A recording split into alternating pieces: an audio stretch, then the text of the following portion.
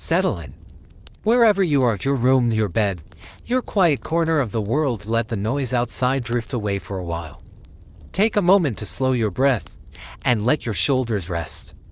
Tonight, we begin with a familiar image. A group of heavily armored men, marching across muddy fields, solving most of their problems in the least subtle way possible, by swinging pieces of metal at each other. Medieval knights. If you'd like, dim the lights around you. Maybe let a soft fan hum in the background, and allow the world to become just a little more distant as we drift into the Middle Ages together. Now, if medieval swords truly worked the way movies insist, then every knight would have strolled onto the battlefield humming a heroic tune, smiling confidently, maybe even imagining himself as the star of a particularly dramatic ballad. But the truth was far less glamorous.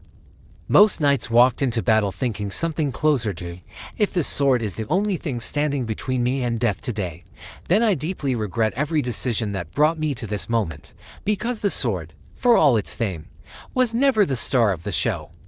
It wasn't even a supporting actor. The sword was the backup plan. The everything has already gone horribly wrong plan. The plans using your sword usually meant your lance had splintered. Your spear had snapped. Your shield was lying somewhere behind you being trampled into the mud. And there you stood in full armor gripping 3 pounds of metal like a last desperate idea.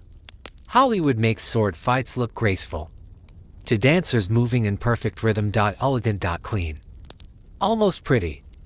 Real sword fights were the opposite. They looked like 2 exhausted construction workers arguing with crowbars at the end of a very long shift. Blades clanged, armor groaned, and the battlefield's mud swallowed every romantic fantasy whole. Swinging a sword at full plate armor wasn't heroic. It was the medieval equivalent of politely knocking on a door that would never, ever open. Armor didn't slice. It didn't crack dramatically. It simply absorbed the blow and reminded you, quite firmly, that your hopes and dreams were not relevant here. So knights adapted. They didn't try to cut armor. They aimed for the miserable little human weaknesses the armor couldn't protect: the armpit, the elbow gaps, the throat opening, that awkward groin flap nobody wished to discuss, and any tiny seam where steel met steel with just enough space for unpleasant opportunities. Medieval combat manuals, those grim books of illustrated violence, were essentially long, weary lists of places where one could stab a man and ruin his day. And among the many strange and surprising techniques, one of the most cinematic was called half-swording. You may have noticed that films never show it. Actors never grab their swords by the blade. Probably because someone in the audience would immediately shout, he'd cut his hand off. But knights did grip their blades. Frequently. Half-swording meant holding your weapon by the middle of the blade with a gloved hand, turning it into a short spear for precision thrusts. Because if you couldn't cut through armor, and you absolutely couldn't, then you needed accuracy. Desperate, sweaty, battlefield accuracy. Contrary to fantasy tales, medieval swords weren't mystical laser-sharp relics crafted by angry forest spirits. They were sharp enough to do damage, but not so sharp that merely touching the blade would cost you a finger. And knights wore sturdy leather gloves or steel gauntlets that gave them the grip and the confidence to attempt something that looked unbelievably reckless to modern eyes. Half-swording wasn't dramatic. It was patient, focused. The kind of controlled brutality that required more intent than style. You guided the point of the sword toward tiny armor gaps as though threading a needle during an earthquake, while someone tried to murder you.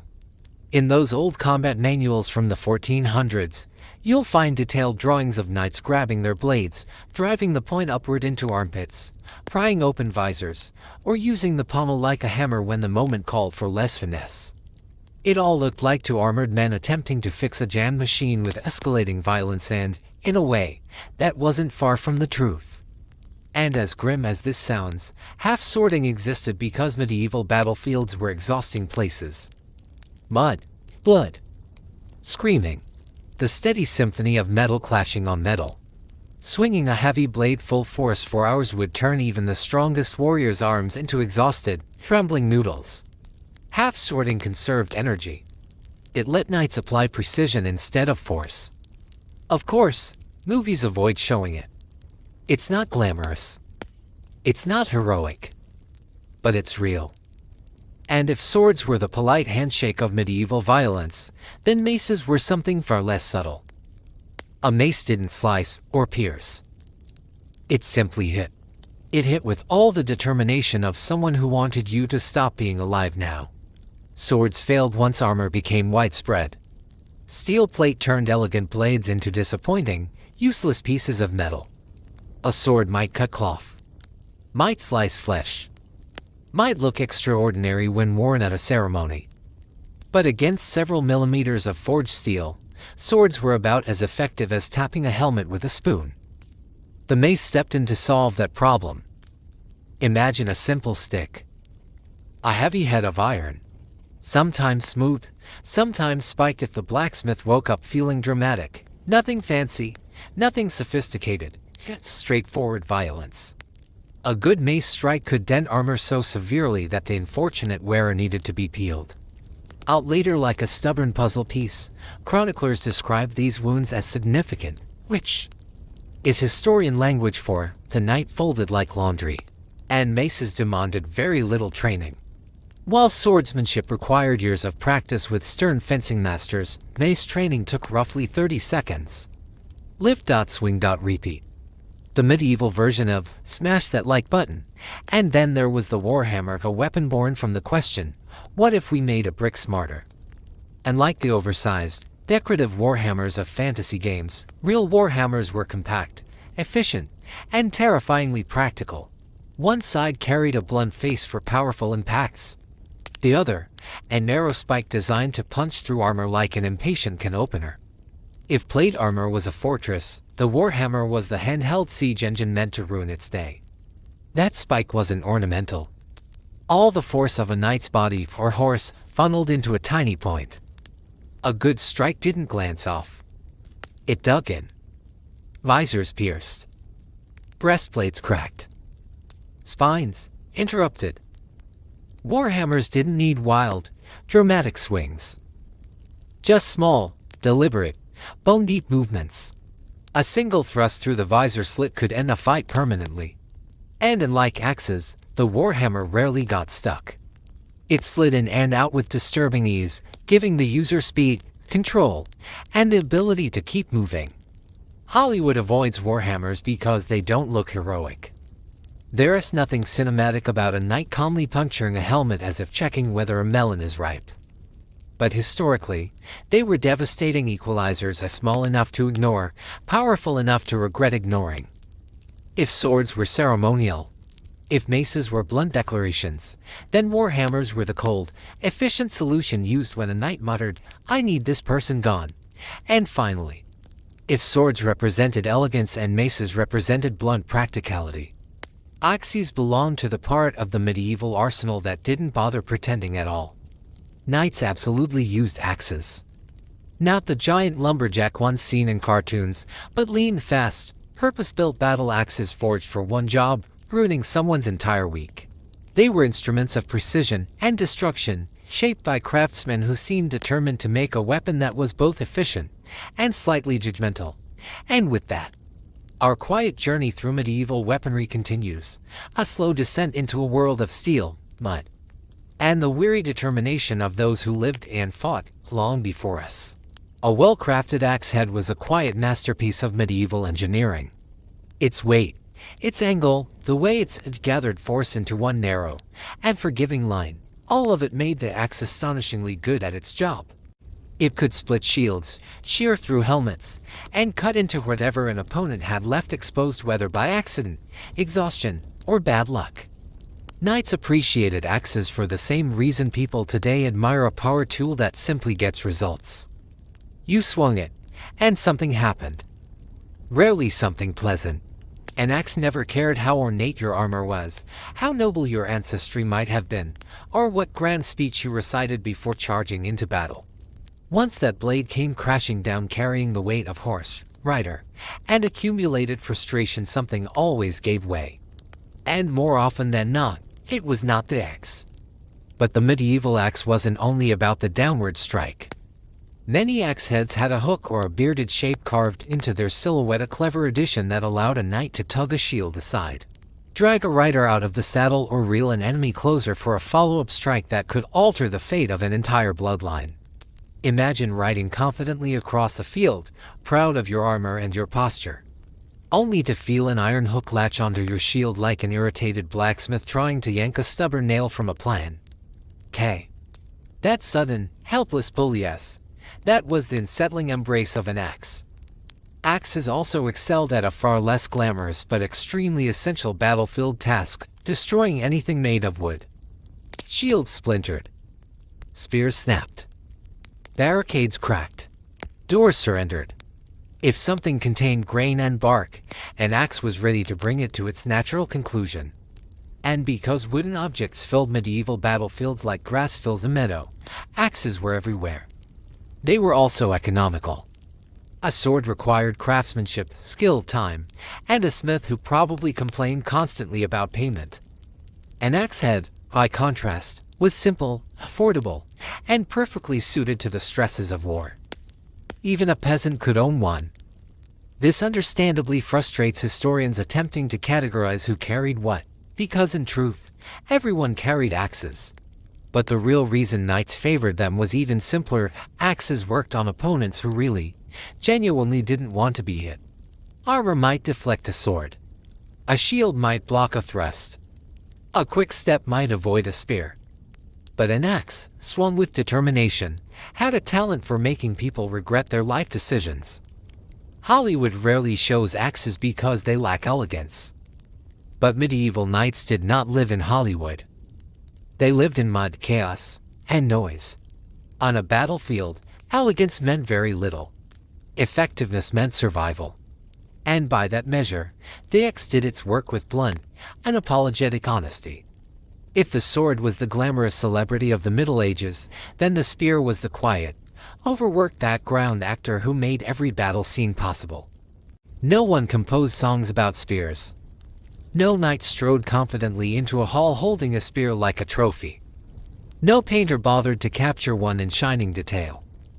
Yet spears and their longer cousins, the pikes, won more battles than swords ever dreamed of. A spear was simple, a long wooden shaft with a sharp metal point. No enchantments. No poetry. No dramatic flair. But on a muddy battlefield surrounded by people who wanted to separate you from your taxes, simplicity was a gift. The most important truth about spears is this: they outranged almost everything. A sword fight brought you uncomfortably close to your enemy, close enough to smell their breath and question their hygiene. But a spear let you begin the argument from a comfortable to meters away.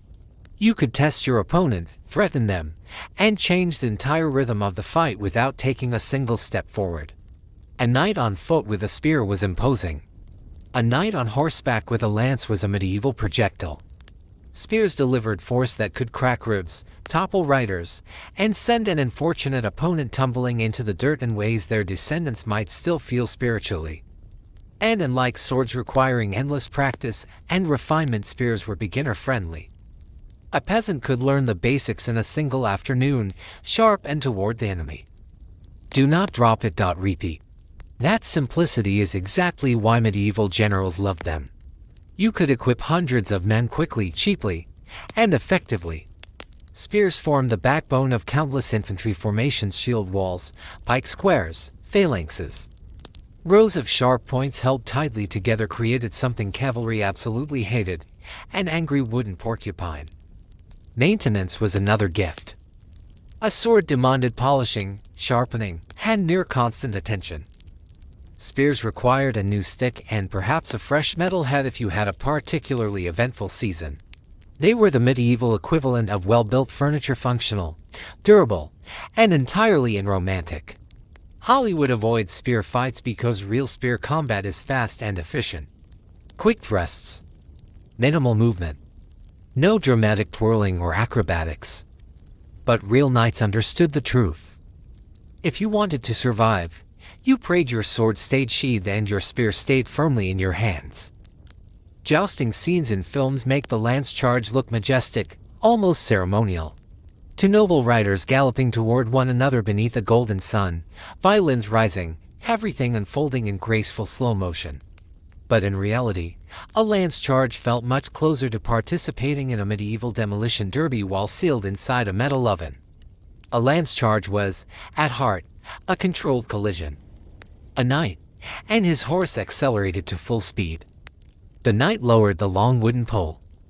He offered a few quick prayers, usually to several saints at once. And then he hoped that the man racing toward him didn't have slightly better aim. Physics handled the rest. The faster you rode, the more devastating the blow and the more likely you were to be launched off your horse like an incooperative sack of grain hurled from a siege engine. Hollywood isn't entirely wrong about lances splintering dramatically. In fact, that part is accurate. Lances snap constantly, and they were meant to. A lance that didn't break would turn every encounter into a head removal contest, which, admittedly, medieval spectators might have enjoyed more than was socially acceptable. On a real battlefield rather than a tidy tournament ground, lance work became even more chaotic. The terrain was uneven, the air thick with dust, and the person you were aiming at was attempting to kill you at equal speed. There was no choreography here, just two armored missiles hurtling toward impact. If the hit landed correctly, the opponent might fall, break ribs, or quietly reconsider their career choices.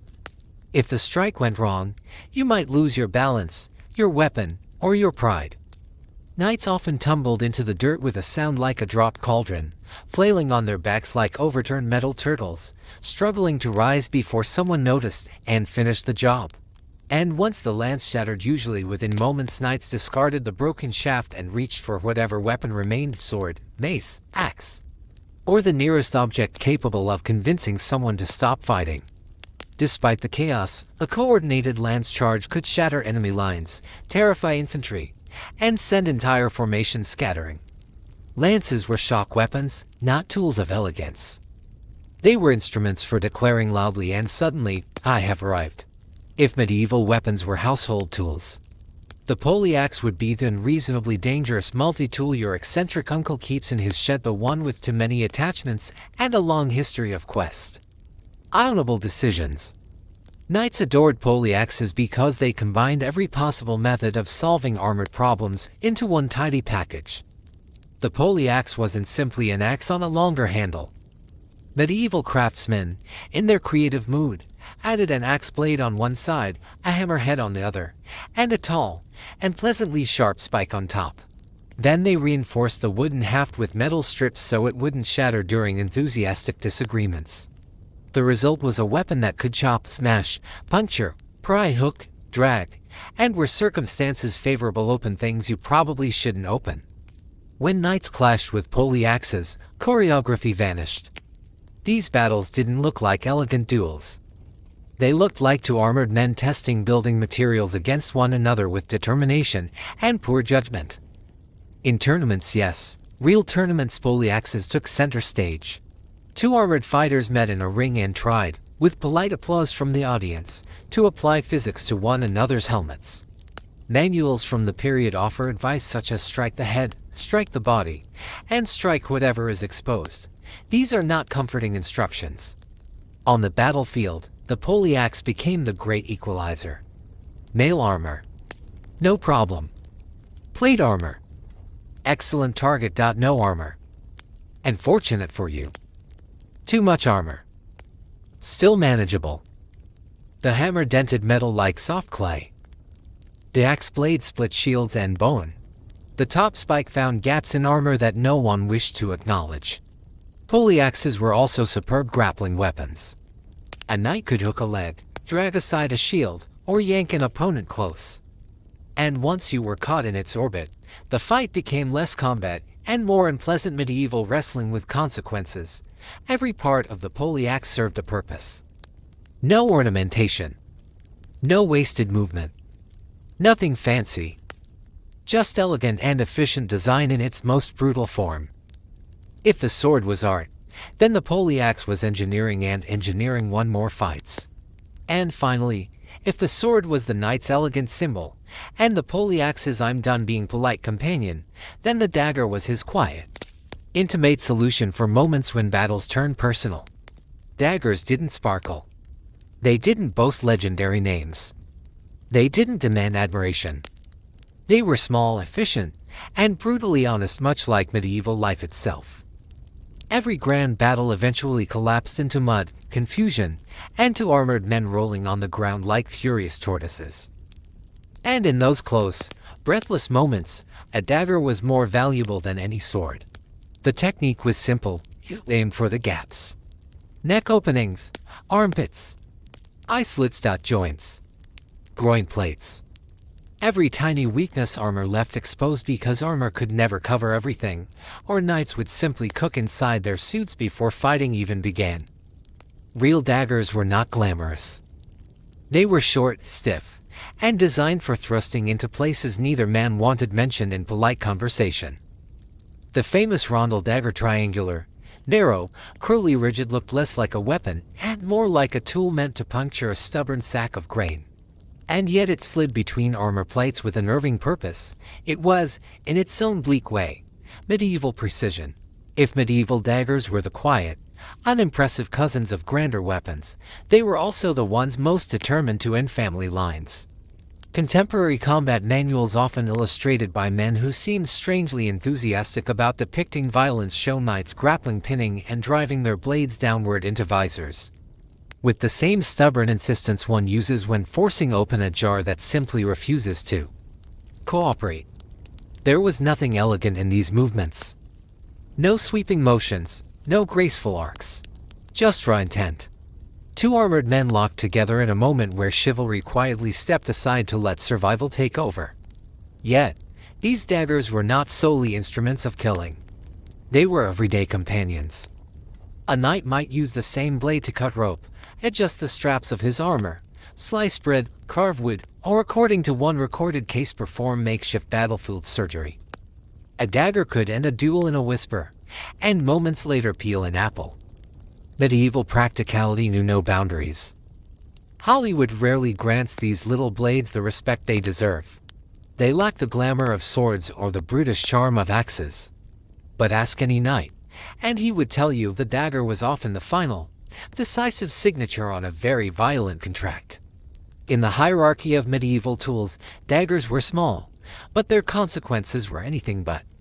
If swords are the stars of medieval imagination, and maces the tools for solving complicated problems, then shields are the weary, overworked laborers of the battlefield, those quiet, dependable companions carrying the weight of everyone's expectations. Knights didn't clutch shields for ceremony or beauty. They carried them because staying alive was difficult in a world full of people actively trying to make you stop being alive. A proper shield was never just a wooden slab.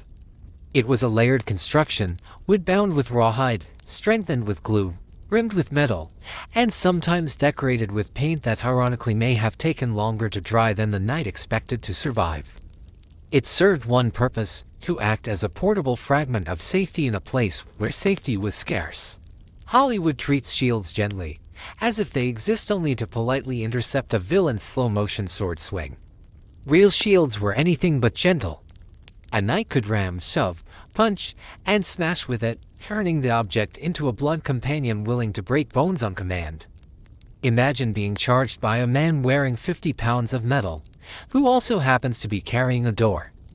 A well-executed shield bash could stun, topple, or break teeth. The rim, reinforced and merciless, could collapse ribs with a sideways blow fueled by adrenaline and very bad intentions. And the shapes varied: height shields for mounted knights, heater shields for lighter encounters, round shields for agile strikes or unexpected trips to Scandinavia. Heraldry added another layer of usefulness. Amidst the chaos of clashing armor and dust-choked air, painted animals and colors acted as medieval identification tags, helpful reminders that the person you were swinging at might actually be on your side. Shields broke often. Axes split them. Spears punched through them. By the end of a battle, some knights were left holding what resembled a sad, expensive slice of wooden pizza. But that was the nature of shields. Their job was to break, so their owners wouldn't. In the vast office of medieval war, Shields were the noticed workers doing the hardest labor, while swords ever dramatic received all the praise. If you imagine medieval combat as a refined exchange of blows between noble warriors, then you may be carrying the wrong impression, perhaps shaped by too many fantasy films where knights glide like dancers. Real battles were far less poetic, far more chaotic, and frequently involved two armored men tumbling in the mud like particularly irritable armadillos. Grappling was not a rare moment of last resort. It was standard training. Manuals of the era overflow with techniques, throws, sweeps, tackles, joint locks, and methods for appending an opponent with both precision and aggression. Some illustrations depict armored men flipped upside down, as if they had committed themselves to an acrobatic career they instantly regretted. Once a knight closed the distance, his sword became about as useful as a decorative stick. Instead, he grabbed. He pulled. He twisted. He used armor edges as handholds, legs as levers, and gravity as his most reliable ally. With so much metal absorbing the force of impacts, grappling bouts could stretch into long, exhausting contests where dignity was the first casualty. The primary goal was simple: get the enemy to the ground. Once down, rising again was painfully slow, particularly when you resembled a very shiny turtle. And once the opponent was helpless on his back, the next step followed a grim tradition. The victor planted a knee, pulled out a rondel dagger, and searched for the vulnerable little openings in the armor. Those narrow invitations are on the neck, under the arms, or between the plates. Grappling also served to break grips, disarm foes, or simply exhaust them into surrender. Sometimes knights grappled because weapons stuck in armor. Sometimes because they couldn't see. And sometimes because they slipped. Yes, slipping was common. Mud, blood, shattered wood, and debris created a battleground that behaved less like solid earth and more like an unpredictable, medieval obstacle course. Falling in armor wasn't graceful. Watching a knight topple was like observing a cast-iron cupboard attempt interpretive dance. Hollywood omits these things because they spoil the fantasy. Nothing ruins drama quite like a noble warrior tripping and belly flopping into a puddle. But real knights knew the truth. When in doubt, grab the enemy, wrestle him down, and turn the battlefield into your own improvised wrestling pit. If knights possessed one true advantage, it wasn't noble ideals or polished speeches. It was armor-layered protection crafted through centuries of experimentation and necessity. Armor was a walking safety net, a personal insurance policy, a portable reminder that being alive was worth the effort. Contrary to Hollywood's vision of rigid tin cans, real armor was surprisingly flexible. Knights could walk, run, climb, jump, and even perform reluctant somersaults if circumstances demanded it. Full-plate armor distributed its weight evenly, making movement surprisingly natural. Its greatest flaw wasn't mobility. It was heat. Inside that steel cocoon, temperatures rose into unbearable territory.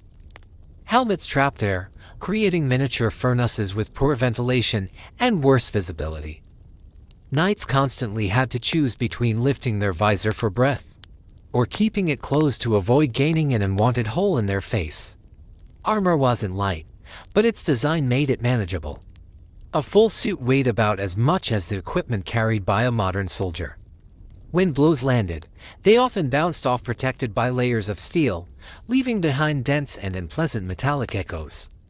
That resilience forced weapons to evolve. Maces, hammers, and poleaxes became increasingly vicious, their purpose shifting from cutting flesh to bruising organs inside the metal shell. But armor had weaknesses. The armpits, elbows, groins, those forgotten corners where steel couldn't reach, became prized targets for spikes and blades. Knights trusted their armor, but they also lived with the constant awareness that a single well-placed thrust could change everything. And of course, there were moments of humiliation. A knight slipping in mud and lying helplessly on his back often needed assistance to stand, much to the silent amusement of nearby companions. Armor was a masterpiece of medieval engineering, life-saving, oppressive, and occasionally humbling. If films portrayed medieval warfare honestly, we would see fewer choreographed duels and more chaotic, stressful scenes that resembled a metallic riot occurring inside a barn. Clean one-on-one duels were a rarity. If you attempted one, others would run in eager to stab, strike, or swing before your introduction was complete. Visibility was abysmal. Helmets provided only the narrowest glimpse of a world filled with smoke, dust, and shouting. Knights often fought without knowing exactly who they were hitting. Friendly fire was more common than anyone would like to admit. Footing was treacherous. Mud and shattered debris created a battlefield where slipping was almost guaranteed. Watching a knight fall was like witnessing a refrigerator attempt to go slow, stiff, inevitable. And standing back up was even worse. Formations dissolved within minutes. Neatly aligned lines transformed into dense, tangled mosh pits. Cavalry crashed through both allies and enemies. Archers shot into the mess hoping their arrows found foes, though occasionally they pierced someone they genuinely liked. Many deaths didn't come from dramatic swordplay. They came from exhaustion, overheating inside armor, dehydration, crushing blows, or the hooves of a terrified horse who desperately wanted to be anywhere else. Medieval warfare was not a dance. It was survival, brutal, crowded, unpredictable, and far from the polished fantasy often shown on screen. Medieval combat, as we imagine it today, is often wrapped in silver light and heroic music. But the real battles of the Middle Ages were nothing like the polished scenes our films insist on showing us. They were crowded, confused, and exhausting, the kind of exhausting that reaches your bones. Knights, despite the armor and the bravado, were simply men. Men who often found themselves too tired to lift a shield one more time, too overwhelmed to take in the full chaos around them. The battlefield was not a stage. It was a living, breathing disaster zone, filled with echoes of metal, mud, and fear. Survival depended less on elegance, and more on awareness, endurance, and sometimes, a stubborn refusal to fall. Contrary to the romantic legends, knights did not stroll into single, noble duels at the center of the field. They stumbled forward, they slipped, they braced, they panicked, they adapted.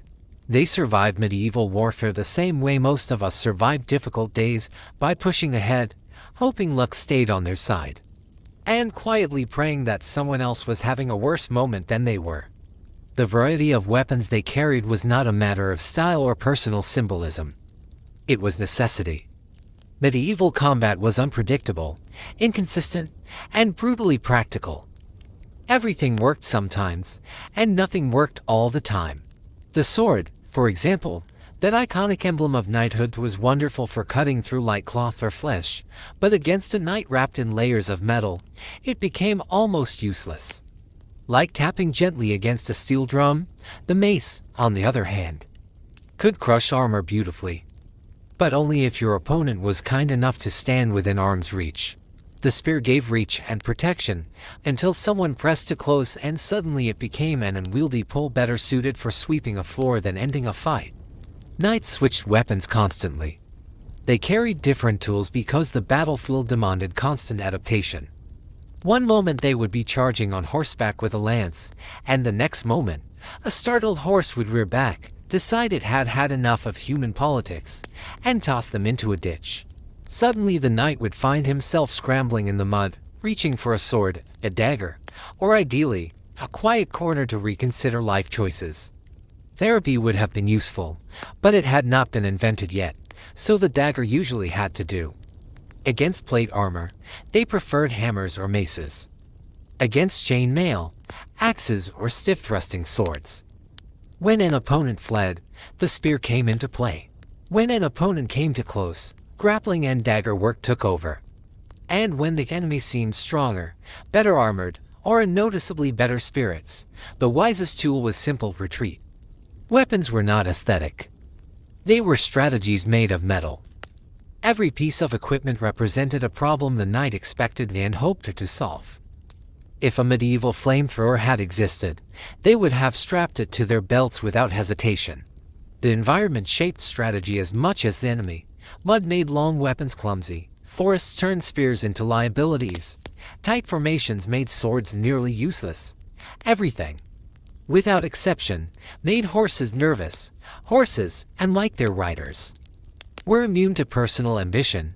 They cared about one thing: survival, and often they cared about it more intelligently than the humans riding them. Knights, despite all this discomfort and unpredictability, were professionals. They were trained, seasoned, and surprisingly adaptable. Their lives revolved around learning how to use the right tool in the right moment, how to move their weight, how to stay alive under pressure. They were not statues of shining heroism. They were athletes. Tacticians, survivors as sweating, complaining, improvising, enduring. And yes, they sweated constantly. In winter, in shade, in rain. In armor that trapped heat like a furnace. Their padded underclothes carried the permanent scent of damp fabric, stress, and last night's meal. Yet within all that grime, they performed with discipline and purpose. Meanwhile, in the bustling heart of Constantinople, a world away from muddy battlefields, another kind of survivor was growing. Theodora's life began not in marble chambers but in the crowded, noisy underbelly of a city where the roar of the hippodrome shaped destinies. She was born around the year 500, the middle daughter of a bear trainer named Acacius. Her earliest memories were filled with the rumbling of horses, the clamor of crowds, and the towering passions of the racing factions. These factions, the Greens and the Blues, were far more than sports teams. They were political forces, social identities, sometimes street armies. To be tied to them was to balance constantly between fortune and disaster. Acacius trained performing bears for the Greens. It was a dangerous job that demanded courage and offered little security. But it provided enough to keep the family standing, at least for a time. Little Theodora wandered the back corridors of the hippodrome, peeking through wooden slats to watch the chariots thunder by. The air, thick with dust and excitement, became the atmosphere of her childhood. Then, without warning, everything collapsed. Acacius died, some said of illness, others whispered of an accident with the very creatures he trained. With him went the only steady income the family had known. Poverty arrived quickly, like a cold wind. The city, once vibrant and thrilling, became a maze of risks and threats. Her mother, facing desperation, made a bold decision. She gathered her daughters, dressed them in simple garlands, and took them into the hippodrome itself. Before the roaring crowds, she pleaded with the Blues to accept the family after the Greens refused to help. It was a scene raw with vulnerability, a mother offering her dignity in exchange for survival. The Blues relented. Perhaps out of pity. Perhaps out of rivalry with the Greens. Whatever the reason, Theodora learned her first great lesson: survival often depended on performance, on commanding attention, on shaping an image others could not ignore. As she grew, the world of Constantinople offered her another stage, the theater. In Byzantium, to be an actress was to also step into the role of courtesan.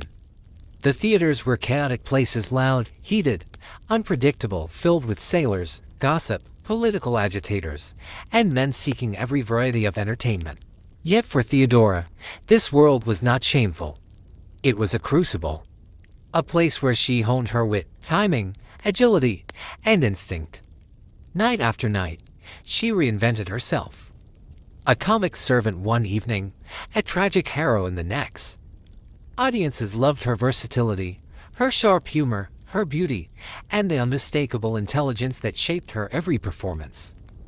But fame attracted danger. A provincial governor, Hannibal, took her under his control and brought her to North Africa. Their relationship quickly decayed into jealousy, domination, and emotional confinement. When he finally cast her aside, she found herself alone, humiliated, and far from home. Yet this abandonment became another turning point, alone in a foreign land. Theodora survived. She worked, saved, negotiated, calculated, and slowly carved a path back to Constantinople. When she returned, she was no longer the eager young performer. She had become a strategist, a woman shaped by hardship, sharpened by experience, and determined to rise above the circumstances she had been born into. Her return was not just a physical journey. It was the emergence of the woman who would one day stand beside an emperor and reshape the empire. She had crossed the Mediterranean with little more than her willpower, drifting from shore to shore as though carried by destiny itself. Her journey back to Constantinople was not marked by comfort, but by a relentless sequence of trials that tested every ounce of strength she possessed. She slept beneath unfamiliar roofs, wrapped herself in thin blankets under foreign skies, and walked barefoot across dusty roads that seemed to stretch endlessly into the horizon. The poverty she experienced during these wandering years was harsher than even the hardships of her childhood, yet she survived through instinct, through wit, and through the quiet, unshakable resolve that life had carved into her. By the time her feet touched the stones of the capital again, she had transformed into someone far stronger than the girl who had once left it. Constantinople itself was changing. New ambitions swirled within the palace, old alliances cracked like old plaster, and an undercurrent of restlessness pulsed through the city's avenues. Theodora, now in her early 20s, recognized that she had returned at a moment when the world was shifting beneath everyone's feet, and she was determined that she would not be swept aside. She refused to slip quietly back into her old life, the theater's backstage corridors, the shouting crowds, the laughter that wasn't always kind, the blurred line between performance and survival. She wanted something different now. Something higher. Something worthy of the storms she had already endured. To the astonishment of many, she stepped away from the theater entirely. Instead, she chose a life of quiet labor, working as a wool spinner. It was a modest craft, slow, patient, disciplined. To the casual eye, it looked like retreat. But in truth, it was a deliberate strategy. It allowed her to vanish from the gossiping tongues of the city. It gave her time to rebuild her reputation thread by thread. Soon, whispers changed in tone. The once infamous actress was spoken of as a reformed woman, even a pious one. And in a city where reputations could topple emperors, this shift was not insignificant. It was during this quiet chapter of her life that fate stepped in once more, this time in the form of Justinian, the brilliant and ambitious nephew of the reigning emperor. He was unlike the aristocrats who dismissed her past with a single cold glance. Justinian had risen through intellect, not privilege. He understood the hunger that drives ambition. And when he met Theodora, he recognized something rare, a fierce mind, a survivor's resilience, and a courage that matched his own. Their meetings began discreetly, but the connection between them was unmistakable. What started as fascination deepened into admiration, and then into something far more dangerous for both of them. Theodora saw in him not an escape, but a path, a partnership that might reshape the very architecture of power. Justinian saw in her not a companion of convenience, but a mind sharp enough to stand beside him as an equal. Naturally, Constantinople erupted with whispers. The idea that the emperor might attach himself to a former actress was unthinkable to the elite. Their outrage, however, paled before the real obstacle that stood between the two: the law. By Roman legislation, men of senatorial rank were forbidden from marrying actresses. Theodora's former profession made her, in legal terms, unmarriageable. Many believed that this single fact would end their story. But Justinian was not a man who bowed to restrictions. He rewrote them. Through a sweeping legal reform, he amended the marriage laws so that actresses and courtesans who left their old professions could marry freely. This was not a gesture of romance. It was a declaration. A signal to the empire that Theodora was not a passing interest. She was the woman he intended to elevate beside him. Their critics were enraged. Their supporters, especially the city's lower classes, the women who lived without protection or voice, felt hope stir for the first time in years. Their marriage was modest, nearly quiet. Yet its consequences rippled through the empire like thunder. And when Justinian ascended to the throne in 527, Theodora was crowned empress beside him, not as a ceremonial ornament, but as a true partner in rule. She stood in the imperial regalia with a calm, regal composure, the weight of her past and present settling on her shoulders like the purple cloak she now wore. The crowd roared. Not only for the emperor, but for the woman who had risen from the hippodrome as dust to the radiance of the palace mosaics. And yet, for all her victories, nothing would define Theodora's legacy more powerfully than the catastrophe that came next, the Nika Revolt. In the year 532, Constantinople ignited. What began as another violent clash between the blues and greens spiraled into a city-wide rebellion. Streets filled with flames and fury. Buildings collapsed under fire. Mobs surged through alleys with vengeance in their eyes. The Hagia Sophia, one of the empire's greatest marvels, was swallowed by smoke and ruin. Inside the palace, fear thickened the air. Justinian, shaken and exhausted, contemplated fleeing across the Bosporus. His advisors, men of rank, men of experience, urged him to escape while he still could. For a moment, it seemed the Eastern Roman Empire might lose its emperor to fear. And then Theodora rose. Her speech, delivered with quiet and flinching resolve, cut through the panic. She reminded the trembling men around her that imperial dignity was meaningless without courage. She declared that she would rather die wearing the imperial purple than wander the world in exile, living like a fugitive. Her words were not dramatics. They were conviction, sharpened by a lifetime of hardship. The room fell still. Justinian, who had always admired her strength, found his own courage rekindled. Plans changed. Instead of fleeing, he prepared to retake his city with force.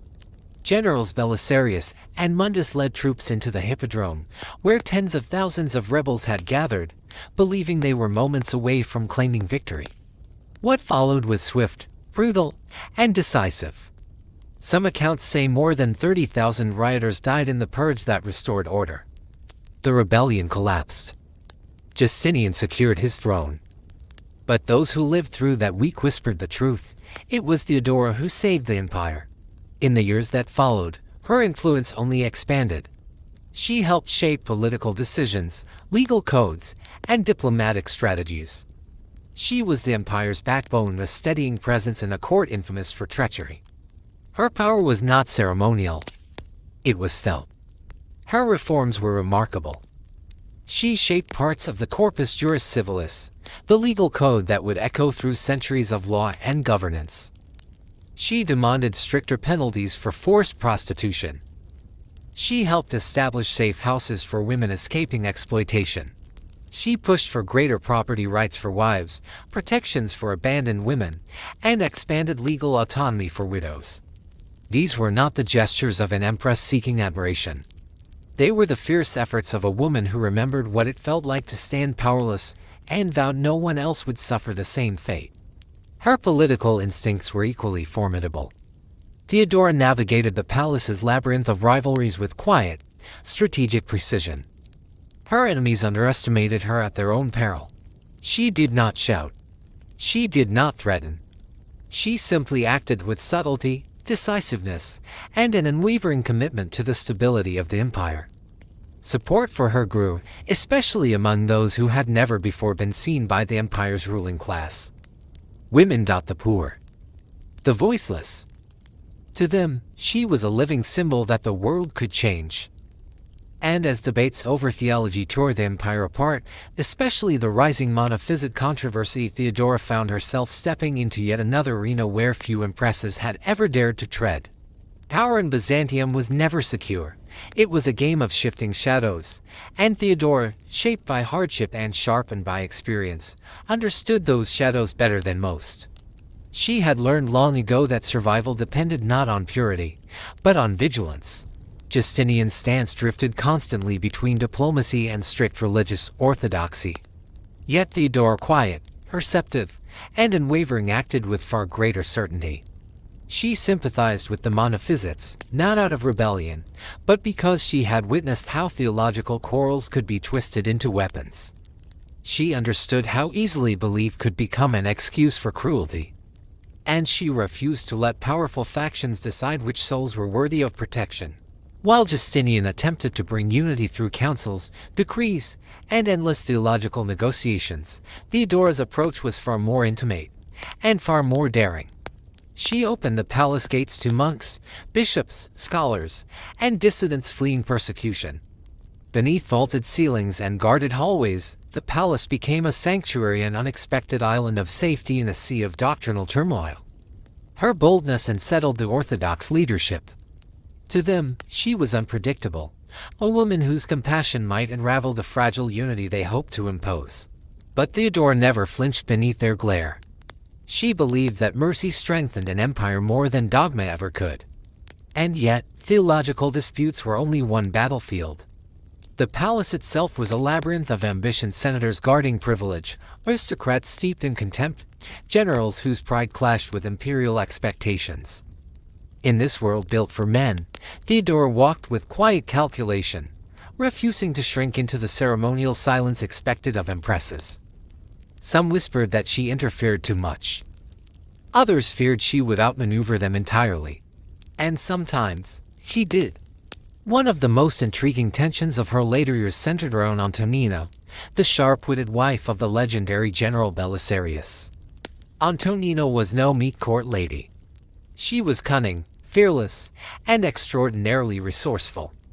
Together, she and Theodora formed an alliance that hovered between friendship and rivalry, mutually advantageous, yet steeped in underlying tension. Side by side, they maneuvered through court politics, extinguished conspiracies, and silenced threats that might have shaken the empire. To women, navigating a world of men, becoming its most decisive strategists in the shadows behind the throne. But Theodora's influence was not defined by removing enemies. It was defined by building the future. She intervened in diplomatic disputes, mediated internal rivalries, and guided political outcomes with the precision of a master tactician. She preferred quiet influence over open confrontation, choosing subtle pressure where others sought brute force.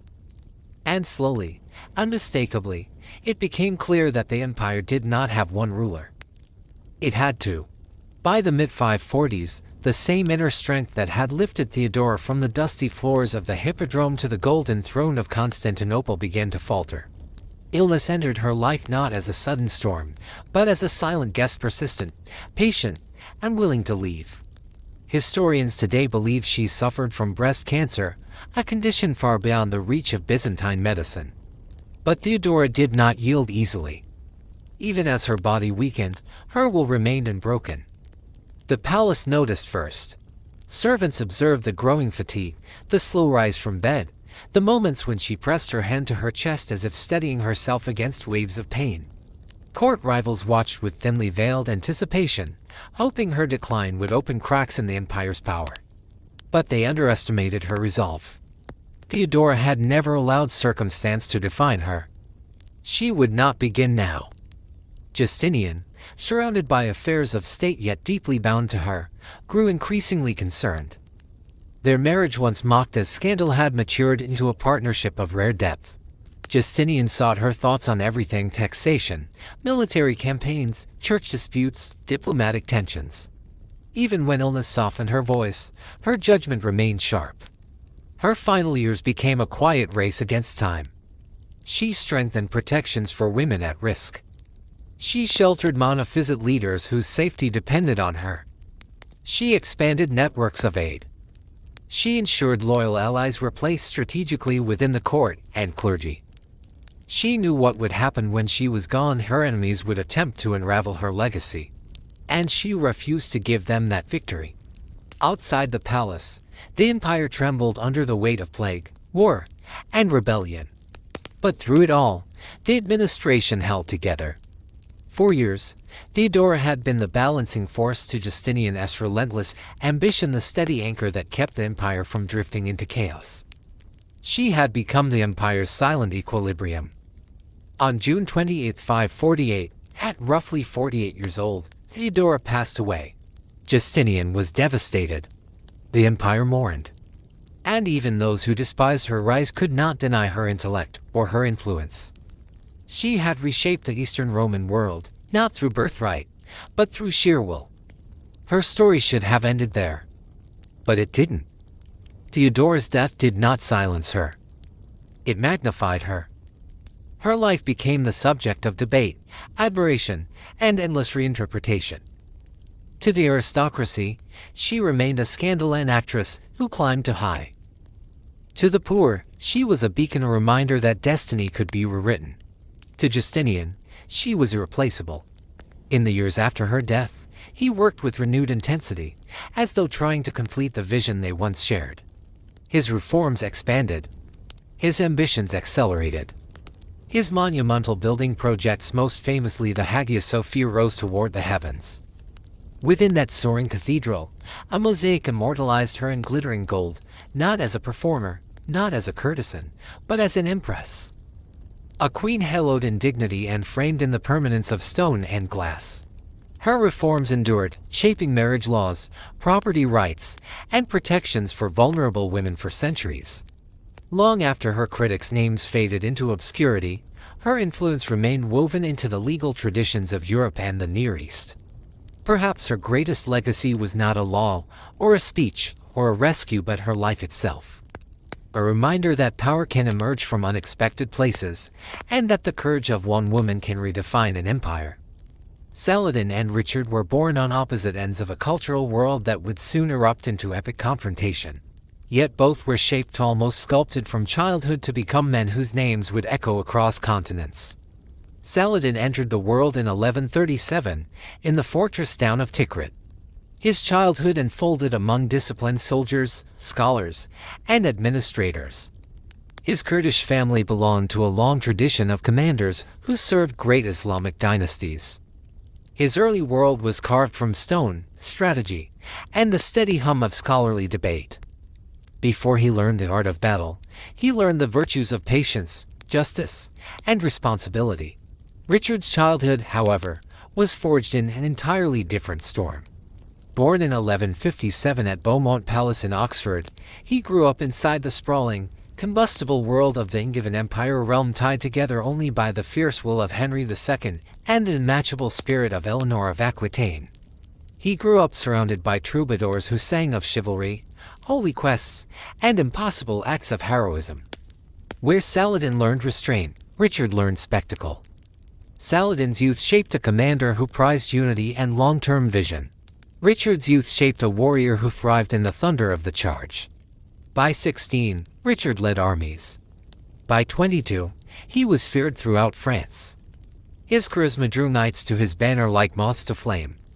Meanwhile, in the east, Saladin served under his uncle Shirkuh. He absorbed the complexities of Middle Eastern politics and the fragility of fractured states. He learned to bind territories through loyalty rather than terror, through steady fairness rather than dramatic displays. Two very different men, shaped by two very different worlds, were being drawn by destiny toward the same battlefield. Their collision would define an age. But before Saladin could face Richard, he had to confront a far more dangerous enemy than any crusader: division. The 12th century Middle East was a mosaic cracking at the seams, rival emirs, distrustful princes, aging dynasties. Egypt struggled under a fading caliphate. Syria fractured. Jerusalem remained in crusader hands, weak but defiant. Unity seemed impossible. But Saladin did not see impossibility.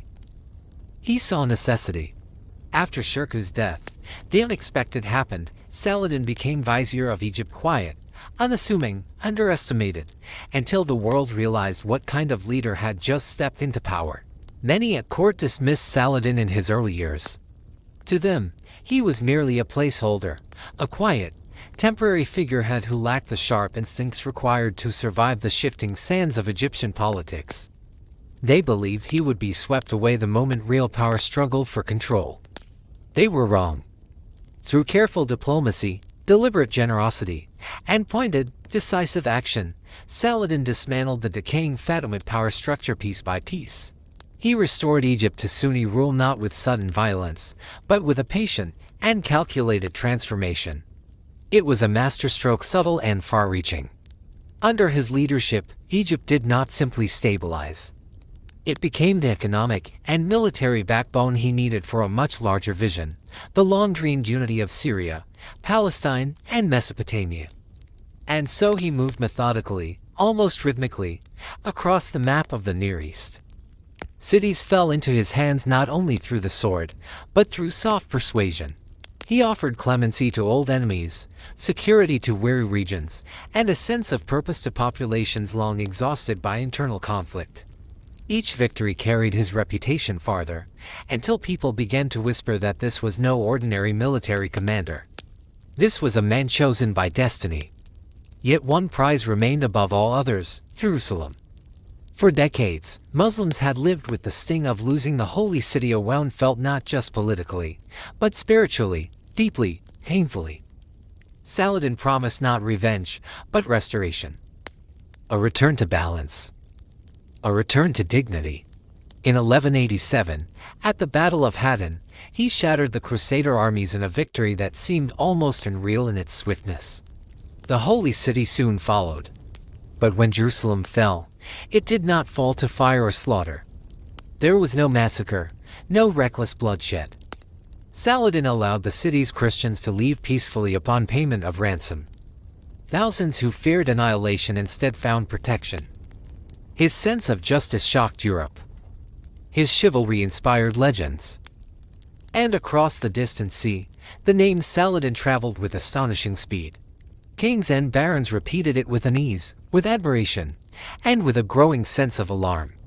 Among them was a newly crowned English king, a warrior who seemed almost sculpted for conflict, a man who listened to these stories with unusual intensity. Richard the Lionheart.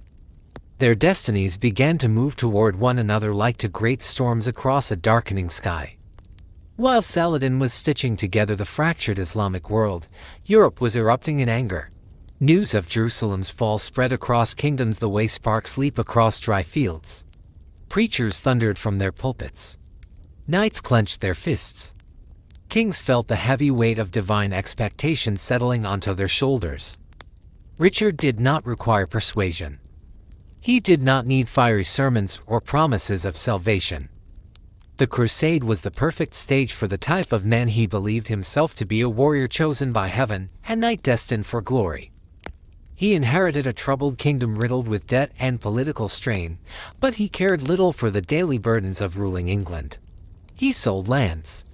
He emptied treasuries. He stripped his realm of everything that could be turned into coin. All to prepare for the Holy War. His mother, Eleanor of Aquitaine, recognized the fire burning in her son. Richard was not a king shaped for quiet governance. He was born for conflict, sharpened for challenge. For him, the crusade was not merely duty. It was calling. The journey to the Holy Land proved treacherous. Storms battered his great fleet, scattering ships across the sea. When survivors washed upon the shores of Cyprus and were mistreated by the island's ruler, Richard reacted with a fury that seemed almost instinctual. He invaded without hesitation. He conquered Cyprus in a matter of weeks, reorganizing its governance and establishing it as a powerful crusader base. To some, his ruthlessness was alarming. To others, it was inspiring. But all came to understand one thing: Richard would not allow any slight, any insult, or any obstacle to stand in his way. When he finally reached Acre in 1191, the Crusader forces besieging the city were exhausted, starving, and near collapse. Richard arrived like a storm breaking open the horizon. His crossbowmen carved through enemy lines. His engineers constructed towering siege engines with astonishing speed. His very presence breathed strength into the weary. Within weeks, Acre fell. The Crusaders hailed him as their savior. But like all great warriors, Richard cast a long shadow. His brilliance was matched by a darker edge. When negotiations with Saladin faltered, he ordered the execution of roughly 2,000 Muslim prisoners. To Richard, it was a necessary act of war. To Saladin, it was a deep and painful wound. And yet, even then, Saladin did not answer cruelty with cruelty. He responded with discipline, dignity, and restraint, refusing to be pulled into a cycle of vengeance. The arrival of Richard marked a new phase of the war, one shaped not only by battle, but by reputation. Two towering figures now studied one another from across the battlefield. They recognized in each other something rare, an opponent worthy of respect. From the fall of Acre onward, the months unfolded like a vast game of chess played with armies. Ambushes, feints, negotiations, unexpected alliances, each move calculated, each counter-move deliberate. Neither man underestimated the other. Both prepared as though facing a force of nature. Richard's march along the coast toward Jaffa became a demonstration of discipline rarely seen among Crusader armies. He drilled his men relentlessly. Crossbowmen marched shielded behind infantry. Knights rode in controlled ranks, not in the wild, reckless charges that had doomed earlier Crusader forces. Richard understood Saladin in a way few Western leaders ever had. He prepared not for massive pitched battles, but for the swarms of fast cavalry, the constant ambushes, the arrows falling in waves from the desert sun. Saladin watched Richard with growing admiration. This king was nothing like the men he had defeated before. Richard anticipated attacks, adapted his formations with precise logic, and punished disorder without hesitation. The first great clash between them erupted at the Battle of Arsuf in September 1191. Saladin launched repeated assaults on the Crusader flanks, attempting to provoke the knights into breaking formation. For hours, Richard held them back, absorbing blow after blow while his infantry marched under shields. The heat rose. Dust clouds blurred the world. Arrows rained down like a storm of iron.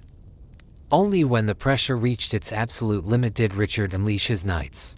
Their charge burst through Saladin's lines with thunderous force, scattering the Muslim cavalry and delivering a resounding Crusader victory. Yet Saladin's army did not disintegrate. His retreat was disciplined, measured, and precise. It was a loss, but not a collapse. And from that moment onward, an extraordinary thing began to grow between the two leaders, not hatred, but respect. Saladin admired Richard's boldness and skill. Richard admired Saladin's steadiness and grace under pressure. After Arsuf, the rhythm of the war shifted. Battles were interwoven with diplomacy. Letters passed between the two men, written with striking dignity. They praised one another's virtues, not out of flattery, but out of mutual recognition. Richard neared Jerusalem twice. Twice he halted. Winter rains turned the roads to endless mud. Supply lines strained. Saladin's cavalry shadowed every movement. Richard realized a hard truth. He could capture Jerusalem, but he could not hold it. Saladin watched his hesitation not with triumph, but with understanding. Richard was not reckless, and Saladin respected him for that. Their correspondence became legendary. Richard called Saladin noble and wise. Saladin called Richard the greatest knight of Christendom. When Richard fell gravely ill, Saladin sent cooling snow, fresh fruit, and his own physician. When negotiations resumed through Saladin's brother, Richard even proposed half-seriously that the brother marry his sister Joanna, a symbolic gesture of how strangely close the two sides had become. And yet, the war never lost its iron edge. Richard had executed prisoners at Acre. Saladin fought with unyielding resolve.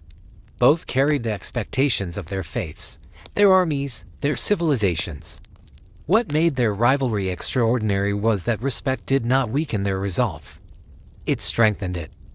Each man wanted victory, but a victory worthy of honor. The slow, tense march toward Jerusalem became the final, defining test of their rivalry. Jerusalem shimmered on the horizon, close enough to tempt ambition, far enough to punish recklessness. Richard studied the landscape, the weather, the enemy's position. He understood the fatal risk of marching to deep inland. Saladin studied every motion of the Crusader army with equal intensity. He strengthened defenses, planned counterattacks, and waited for the moment when strategy would outweigh desire. Both knew the truth. This city held the dreams of two civilizations. And both understood that destiny had not brought them together simply to destroy one another. It had brought them together to explore the limits of honor, courage, and restraint in an age shaped by fire. Richard's pride was immense, but his discipline ran even deeper. And in those long, tense months, the strange bond between the two commanders only grew stronger. Richard wrote to Saladin with proposals for peace, for exchanging prisoners, even for marriages that might unite their families. Saladin answered each letter with courtesy, sending gifts, horses, and seasoned diplomats. The war was beginning to feel like a dialogue, not a dialogue of peace, but a dialogue of understanding. Each man studied the other's resolve, measuring not merely armies, but character. Yet for all their respect, neither leader surrendered an inch. Skirmishes sparked around Ramleh Jaffa and Darum. Richard's knights shattered ambushes with brutal charges. Saladin's horse archers harassed the Crusader lines with tireless precision. It became a dance, discipline against mobility, two armies reflecting the very nature of their commanders. By early 1192, the Crusaders debated one last assault on Jerusalem. Richard hesitated. His generals clashed over the decision. Winter rains poured without mercy. And in the distance, Saladin prepared for a final, desperate defense. Then, in a moment that shocked both armies, Richard turned away from Jerusalem. Not out of fear, but out of cold and sentimental logic. He would not sacrifice thousands for a city he could not hold. Jerusalem remained unconquered, and the respect between Richard and Saladin reached its deepest point. By now, both armies were exhausted, worn down by months of marching, skirmishing, heat, and hard choices. But fate had not yet finished intertwining their stories.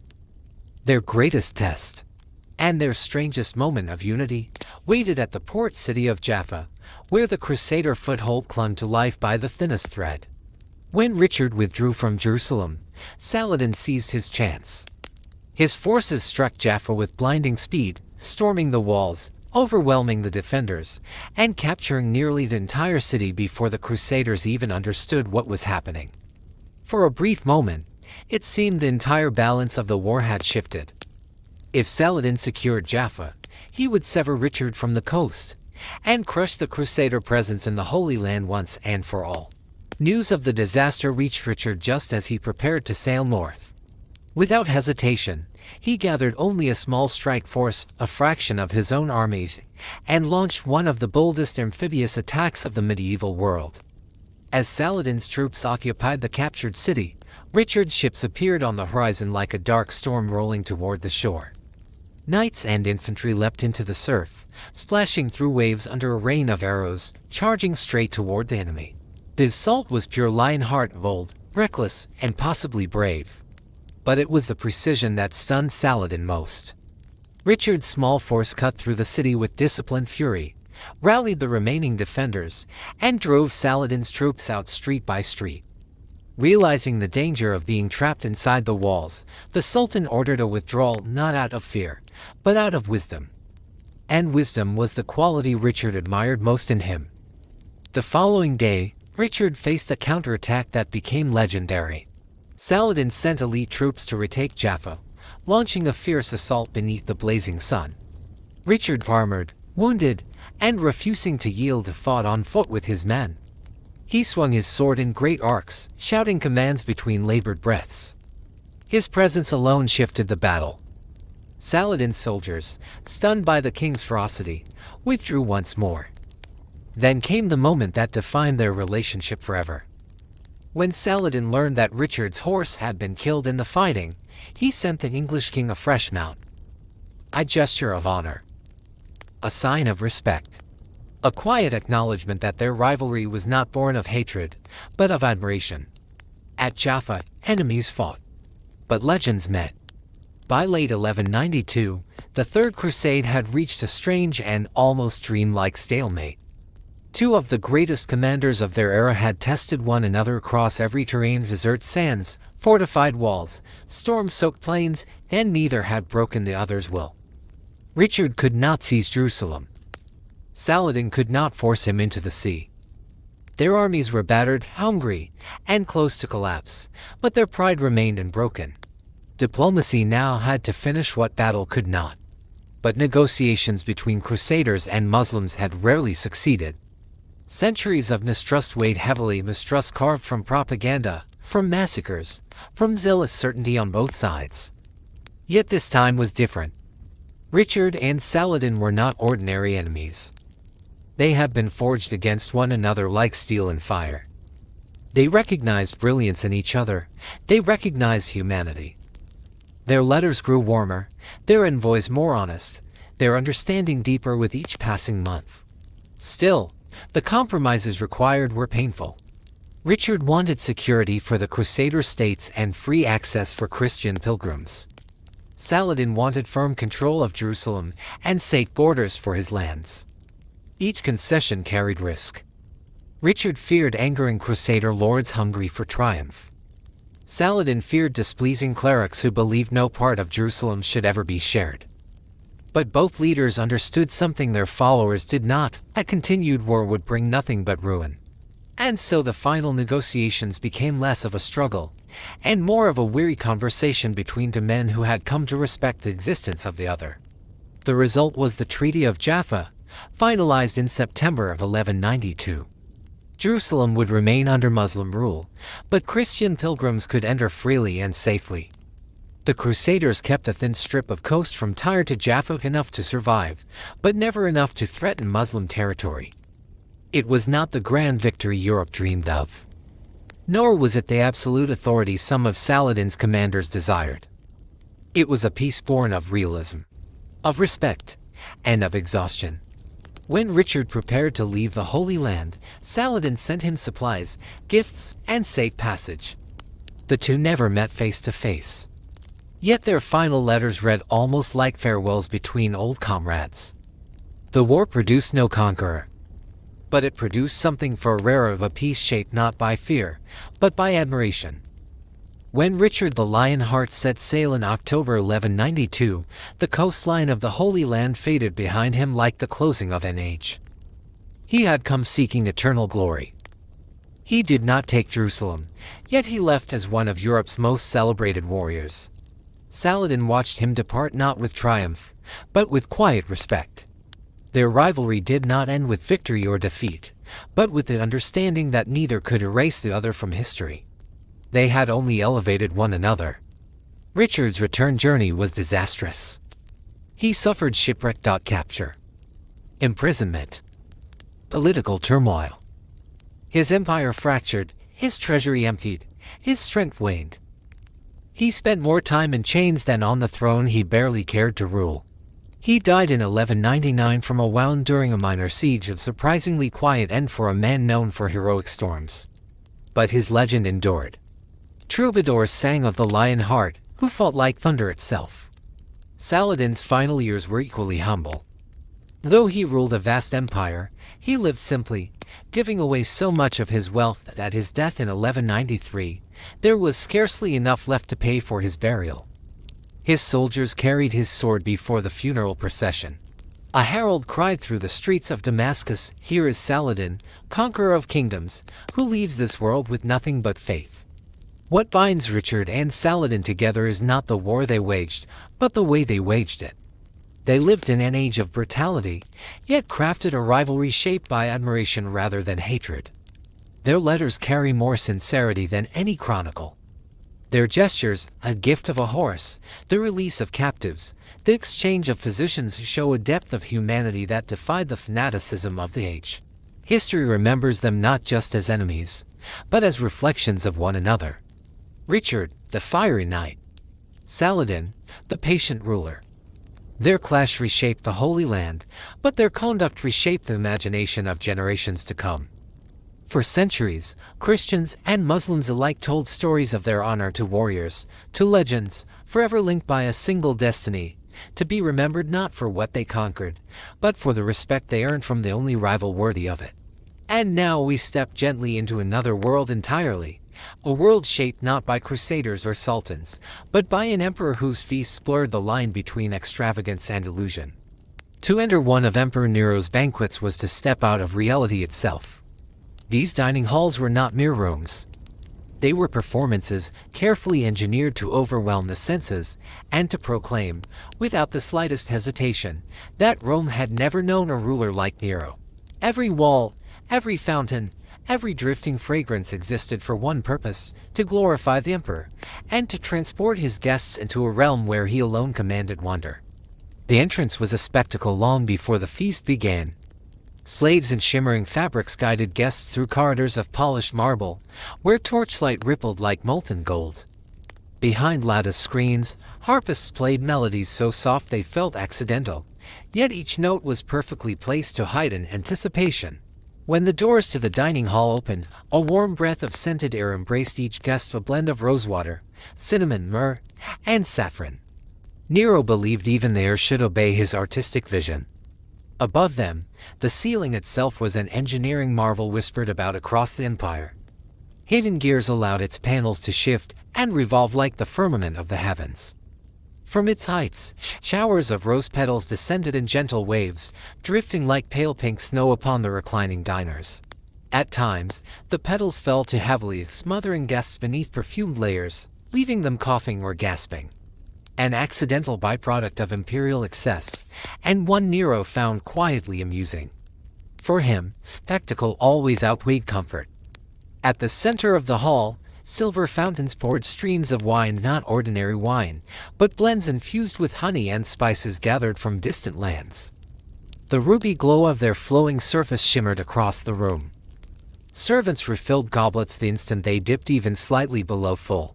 And so, under the drifting petals, beside fountains of spiced wine, in chambers that shifted like a dream, Nero's guests reclined, suspended in a world where reality dissolved. And only the emperor's vision remained.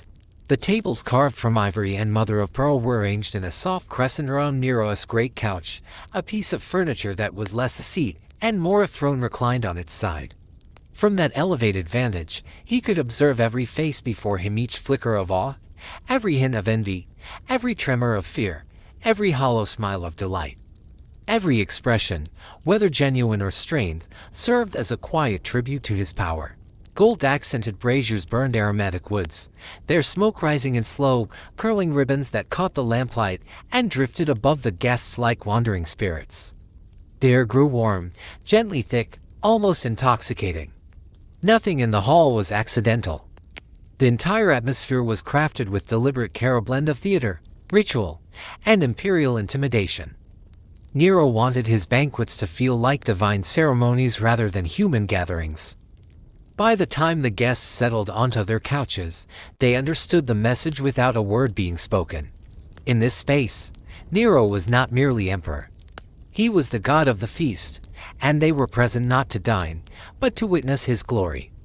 If Nero shaped the hall into a sacred stage, then his guests became unwilling worshippers, forced participants in a ritual where admiration was compulsory and fear lingered just beneath the surface. Invitations to Nero's feasts were coveted. Of course, they were symbols of status, golden tokens of privilege, but they were also dreaded. These summons promised luxury and danger in equal measure. Senators, generals, wealthy matrons, poets, and provincial governors reclined on cushions embroidered with purple thread, the color reserved for Rome's most powerful. They understood that every toast, every carefully measured laugh, every glance exchanged across the table could be interpreted as loyalty or treason. Everything depended on Nero's mood, a force as unpredictable as fire. Appearances mattered above all. Guests arrived draped in their finest silks, woven with dustings of gold so subtle they shimmered with every breath. Their togas were whitened to a brilliance that bordered on blinding. Jewels taken from distant lands flashed at their wrists and necks. Yet beneath all the glitter, their nerves churned like gathering storm clouds. Nero's charm could vanish without warning, replaced by cruelty as abrupt as a spark in a pile of dry reeds. A misplaced compliment could be suspicious. Too little praise for one of his artistic performances dangerous. A whisper, or raised eyebrow, even an unguarded moment of fatigue he might interpret as mockery. And mockery could be fatal. Even the seating arrangements told a story.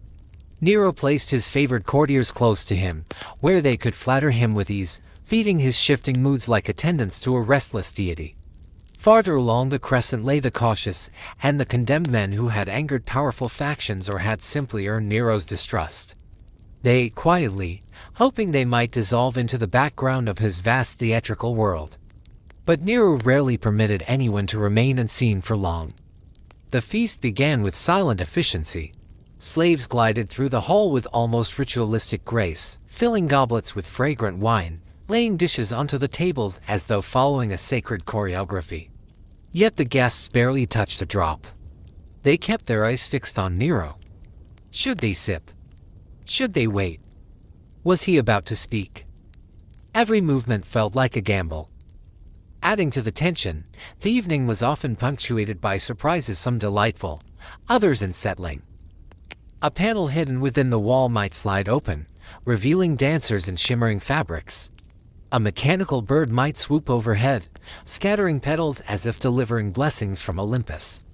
And sometimes, Nero himself would perform, eager for admiration, stepping forward to sing or recite poetry, his expression sharpened with expectation.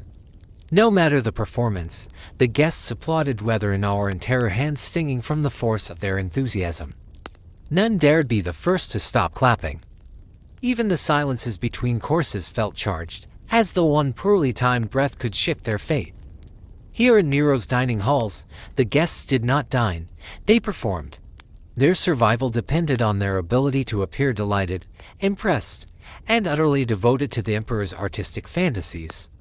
This was not a banquet. This was a test. And every guest knew that failing it could mean exile, disgrace, or something far worse. Before anyone's nerves had time to settle, the parade of dishes began. They were not mere meals, they were spectacles crafted to astonish, to intimidate, and sometimes to disturb. Nero believed food should dazzle the senses just as his performances did. Each course arrived like its own miniature drama, carried by lines of slaves who moved with a solemn precision, their faces impassive, as though they were officiating a sacred rite. The first dishes were designed to enchant the eyes. Platters of oysters rested on beds of crushed ice brought from distant mountain peaks, each shell brushed delicately with gold leaf. Bowls of figs dripped with saffron-scented honey, their fragrance softening even the most tightly coiled nerves. But these were merely introductions. Nero's chefs had been ordered to craft foods no Roman had ever seen, dishes that suggested the emperor's dominion over nature itself. Then came the elaborate meats, peacocks roasted whole, their shining feathers carefully reattached so they seemed untouched by flame. Flamingo tongues arranged like petals around crystal bowls. Dormice stuffed with herbs and pine nuts. Boar carved so skillfully that its hide appeared almost alive, its mouth filled with fruits as if it had wandered into the feast of its own accord. Every dish announced the emperor's boundless wealth. Every platter whispered the same message. Nero's imagination ruled reality. At times, his indulgence took on a darker edge. He served fish still twitching from the sea, calling it proof of Rome's mastery over earth and water. Other dishes were sculpted into mythological forms, hydras layered from meats, phoenixes crafted from spiced fowl carried forward by slaves while musicians played dramatic flourishes. As the courses continued, guests slipped into a strange, dreamlike state. The fragrances grew heavier, cinnamon, cardamom, rosal wrapping around them like warm clouds. The heat from the braziers flushed their faces. The sweetness, the spices, the constant refilling of wine blurred their sense of time. For some, the excess felt blissful. For others, suffocating. And yet, no one refused a dish. Refusal was insult. Insult meant danger. Even if their stomachs churned with excess, even if the decadence unsettled them, each guest smiled, nodded, and tasted every bite as if it were divine. Nero observed them carefully. He measured admiration by the way they chewed. To dine at Nero's table was not simply to eat. It was to submit to his wealth, to his imagination, and to the overwhelming power he believed had been granted to him like a divine inheritance.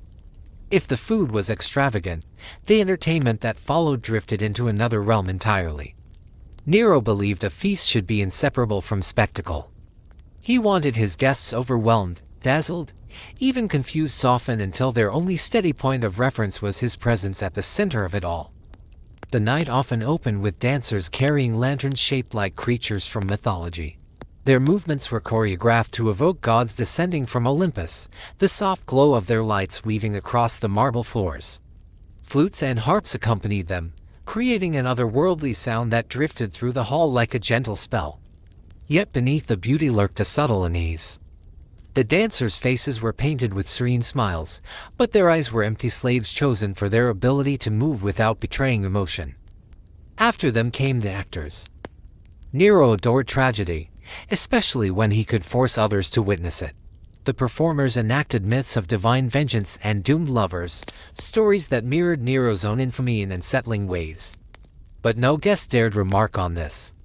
Instead, they pretended to weep at moments of sorrow and cheer at moments of triumph, each trying to outdo the other in displays of theatrical devotion. And at times, Nero himself became the star of the night. Wearing shimmering robes, his face powdered like a god on stage, he stepped forward to sing long, elaborate arias. His voice wavered between passion and excess, and the musicians strained to keep up. Whether his performance was sublime or painfully off-key, the applause that followed was thunderous because survival depended on enthusiasm, not honesty. Not all the entertainment was harmless. Nero enjoyed blurring the line between pleasure and dread. Exotic animals were paraded through the hall in chains. Condemned prisoners were forced to recite poetry only moments before being escorted away. Gladiators demonstrated techniques on practice dummies in the dim shadows. The message was unmistakable: Nero governed not only luxury and art, but the boundaries of life and death. The atmosphere hovered between awe and fear. One moment the guests laughed at a comedic skit. The next, a hungry tiger passed their couches, its roars echoing through the hall. Every shift in tone carried the same reminder: this world, with all its beauty and terror, belonged entirely to Nero. As the feast stretched deeper into the night, the boundary between celebration and captivity grew faint. These gatherings were not simple evening meals. They were long, exhausting marathons of indulgence and psychological strain, often lasting until the first light of dawn. By midnight, guests no longer felt like honored visitors. They felt like captives swathed in silk, caught inside an emperor's elaborate dream. Wine flowed without end, carried by servants who moved like shadows. It was considered an insult if a guest's cup ran dry. If a slave failed to refill it in time, punishment followed swiftly. Under such pressure, guests drank far more than they wished, the wine dulling their senses, turning the performances into wavering visions. Conversations dissolved into soft murmurs, forced laughter, and nervous whispering. Nero, however, remained sharp. Driven not by drink but by the energy of adoration, his gaze lingered on each face, searching for any sign of fatigue. Exhaustion became dangerous. A yawn, a slouch, even a slow clap could invite suspicion, and nothing frightened Rome's elite more than suspicion from Nero. He enjoyed prolonging discomfort. At odd hours, he ordered new courses: tiny pastries filled with rare spices, steaming bowls of broth, intricately carved fruits shaped like beasts of legend. No matter how full they were, guests forced themselves to eat. Refusing food meant refusing him. As weariness deepened, the performances turned surreal. Jugglers tossed flaming torches while poets recited verses about freedom, suffering, and death. Their words drifted strangely close to truth. Animal trainers brought leopards and wolves through the hall, their chains tight, their teeth exposed. The night became a tapestry of beauty and fear, woven together under Nero's watchful gaze. Every moment, every performance, every dish reminded the guests of a single enduring reality at Nero's banquet. Indulgence was never separate from power, and power was never separate from danger. Musicians played frantic melodies that fluttered restlessly through the hall, notes sharp and rapid, as though designed to stir unease rather than offer comfort. The sound quivered in the heated air, blending with the smoke and perfume until the entire room seemed to hum with a nervous, trembling energy. It felt, at times, as if the feast itself stood on the edge of collapse, a shimmering illusion holding itself together through sheer will. Yet Nero's favorite moments did not come during the height of celebration. They arrived in the early morning hours, when the guests were their most vulnerable, when exhaustion softened their faces and loosened their resistance. In those hours, he often commanded the ceiling to rotate, releasing fresh waves of rose petals that drifted downward like soft rain. But the petals did not always fall gently. Sometimes they descended in suffocating abundance, thick blooms cascading so heavily that diners raised their hands to their mouths, gasping for breath as the petals piled in their laps. Nero watched these reactions with quiet fascination, a thin smile curving at the corner of his mouth, as though savoring the strange beauty of suffocation disguised as luxury. By dawn, when the heavy doors finally creaked open, guests stumbled into the pale morning light. Their eyes were dulled, their voices hushed, their steps slow and unsteady. They carried the strange silence of survivors, not of a celebration, but of a ritual, one crafted to display the emperor's power in ways that sparkled with glamour on the surface, yet pressed deeply upon the mind beneath. For behind the glitter of Nero's banquets lurked something far more deliberate than indulgence. These feasts were not simply displays of decadence or artistic flourish. They were calculated instruments of politics. designed to bend Rome's most influential figures to the emperor's will.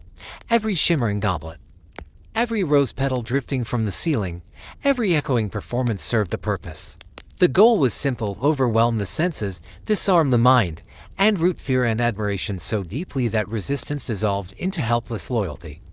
Senators often entered the hall with careful optimism, hoping that thoughtful compliments or extravagant gifts might sway the emperor's favor. But Nero was rarely moved by such efforts. What he sought was not flattery. He wanted submission, a subtle, creeping dependence that left his guests unsure where their admiration ended and their terror began. Many high-ranking officials found their fortunes rising or falling based entirely on their behavior during these long, disorienting nights. A perfectly timed laugh, a poetic toast delivered with trembling devotion, or applause just enthusiastic enough, such moments could secure a man's future. But a pause, a poorly hidden yawn, or even a glance interpreted as indifference could spell disaster. Nero often used the feasts to introduce new edicts or controversial ideas. Choosing moments when wine and fatigue had dulled the senses, guests lay reclined beneath warm lamplight, their thoughts scattered by music and spectacle, unable to fully gather their objections. Surrounded by dancers and drifting petals, drowning beneath the hum of instruments and the fragrance of incense, they had little room for protest. Nero counted on this. He understood that a man already struggling to keep pace with the emperor's demands was far less likely to resist political decisions slipped between performances. He also used these gatherings to test loyalty. His gaze swept constantly along the crescent of couches, observing who leaned in attentively when he spoke about art, who praised him with enough fervor, who dared whisper to a neighbor, who looked uneasy during performances touching upon betrayal, revenge, or downfall. Sometimes he planted actors among the guests, dressed in the silks of aristocrats, instructed to draw conversations and report every word. The banquets could even become preludes to public humiliation. Nero occasionally called upon a senator to perform, ordering him to sing, to dance, to deliver an extemporaneous philosophical debate, an exercise designed not to entertain, but to unravel dignity. Trapped upon their couches, the audience could do nothing but cheer. And the unfortunate man, stripped of pride, had no choice but to obey. Nero's laughter afterward could determine his fate, for once a man became a source of amusement to the emperor, his position became dangerously fragile. In this elaborate theater of power, the food was merely the lure. What truly mattered to Nero was watching Rome's elite swallow far more than delicacies. He wanted them to swallow fear, uncertainty, and the slow erosion of their own confidence. The emperor delighted in this spectacle far more than any dish placed before him. As the years passed, a darker atmosphere settled upon these gatherings. Nero's paranoia thickened like the smoke curling from the braziers, touching every corner of the hall. The feasts that once dazzled with extravagance now throbbed with tension, for rumors whispered through Rome that death could slip into a cup without warning. Though Nero never openly acknowledged the use of poison, the timing of certain deaths was far too convenient for anyone to feel safe. Senators who displeased him seemed to fall ill soon after a banquet, their symptoms mysterious and their decline swift. The memory of Agrippina's poison mushrooms lingered like a ghost, reminding everyone that even the emperor's own mother had not been spared when she became an obstacle. What hope, then, did lesser men have? Guests learned to navigate this silent peril with delicate precision. They kept their eyes on their cups, waited for others to taste dishes first, and forced themselves to trust that the food tasters provided by Nero were not merely part of the performance. A single hesitation, however, could be seen as insult. Too much eagerness could appear manipulative. The perfect diner moved between delight and dread with flawless balance, offering just enough enthusiasm to please the emperor without appearing desperate. Nero's paranoia expressed itself in other ways as well. He sometimes seated rivals near chained leopards, the animals' low growls vibrating through marble floors. He introduced strange games that demanded displays of courage or quick thinking, exercises meant to expose weakness as much as entertain. Slaves who served the meals occasionally vanished after the feast, leaving guests to wonder what secrets they might have carried away. And Nero's moods, always volatile, grew more explosive. A moment of irritation, a shifting expression, a poorly received verse, any of these could send him into a fury. Cups were hurled, punishments declared, guards summoned without warning. Some feasts ended abruptly in death. A misplaced gesture, an unlucky remark, a whisper caught by the wrong ear, these could lead to accusations shouted before the assembled guests, followed by swift execution.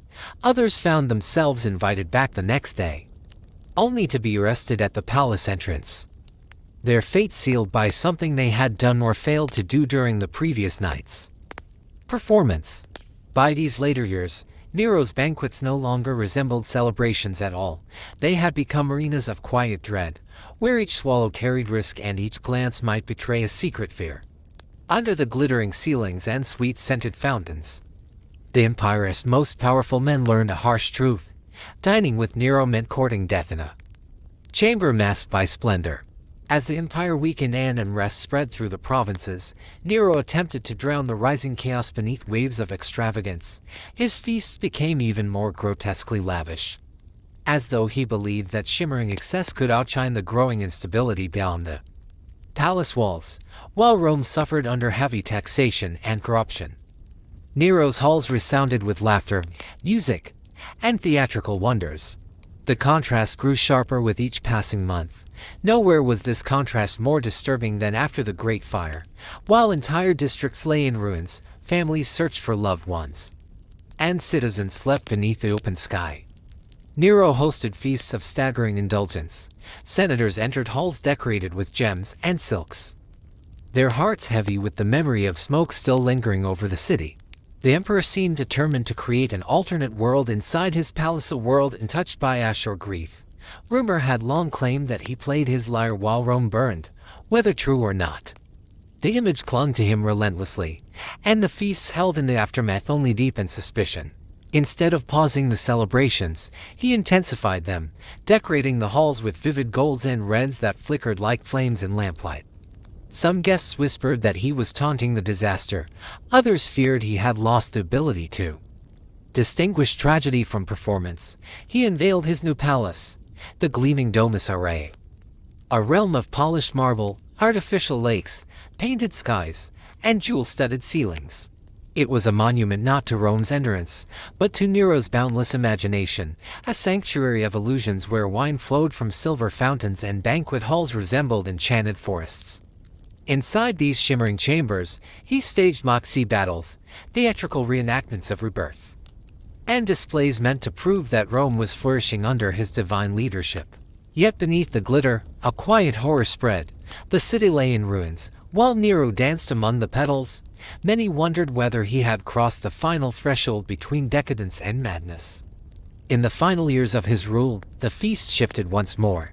The extravagance remained, but something fragile and frantic clung to it. Nero's fear hummed through every corridor. The emperor, who once commanded rooms with theatrical confidence, now fought desperately to hold his world together. His last great banquet carried an unmistakable heaviness, an atmosphere so dense that even the drifting petals seemed slow, as if burdened by the tension in the air.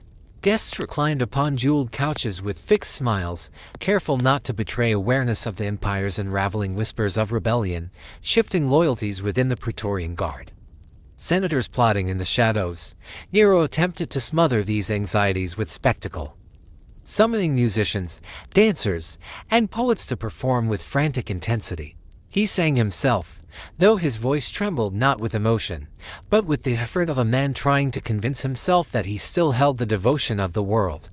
Sweat shone on his brow under the glow of countless lamps. His laughter rang too sharply, his gestures too forced. The ease of earlier years had vanished, replaced by the twitching manner of a ruler who felt the ground slipping beneath him. When the first course arrived, a grotesquely elaborate phoenix-shaped dish many guests could barely swallow. They had heard the rumors, Galba's rebellion, the Praetorian Guard wavering in its loyalty, the Senate weighing its options in rooms far removed from the golden glow of the banquet hall. And though the feast continued, though music swelled and dancers spun beneath drifting petals, everyone sensed the truth building quietly in the air. Something was ending, something vast and inevitable. And already at the door, every toast that evening carried the faint taste of poison. as if danger clung to the rim of every cup. Every performance drifted through the hall like a funeral dirge, slow and heavy, echoing against marble and gold. And for the first time in years, Nero seemed to notice the fear thickening day around him. His gaze wandered from face to face, searching desperately, quietly for loyalty he no longer believed existed.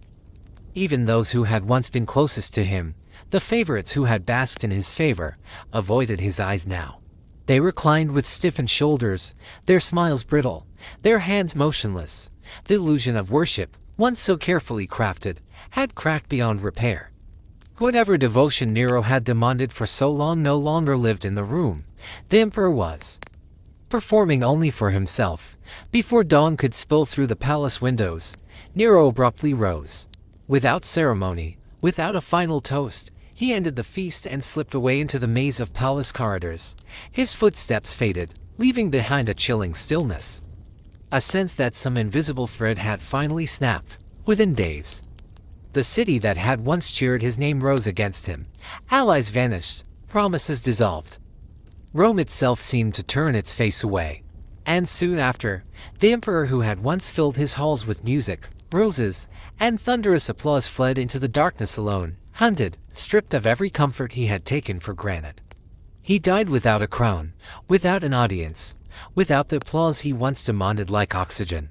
In the years that followed, his banquets, those feasts of overwhelming color, scent, and spectacle, were remembered not as celebrations of imperial glory, but as warnings. Warnings of how excess can slide quietly into madness, how spectacle, repeated often enough, becomes its own form of tyranny, and how even emperors who feast like gods can fall suddenly and completely, like the most fragile of mortals.